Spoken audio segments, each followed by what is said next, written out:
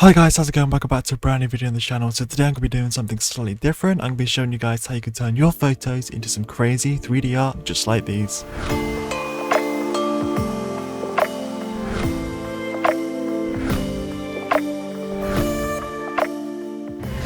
Alright, so yeah, first things first, what I'm going to do is I'm going to take the photo that I want to use, I'm going to drag it into Photoshop, create the duplicate layer, and then I'm going to extend the background of the bottom layer because then it gives me a bit more area to work with.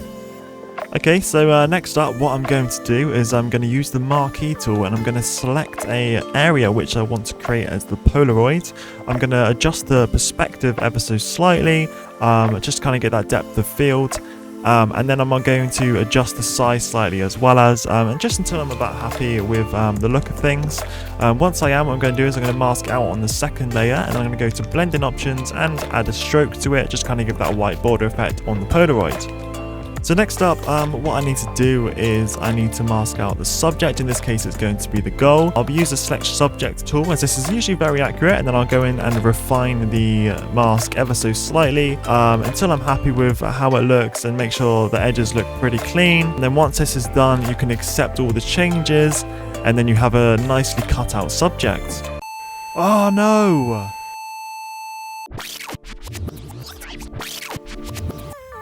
Okay, so once your subject is nicely cut out and you're happy with it, you can now work on the background. In this case, I'm making it black, and then I'll add a gradient overlay, kind of flick through the different options that there are, but I do end up changing this one later on. So then next up, what I do is I select the Polaroid layer and go to transform, and then warp the edges ever so slightly, just to give it a bit more of a 3D effect. Okay, and then next up, what I need to do is create a shadow for the Polaroid, move it around, adjust the opacity slightly until I'm happy.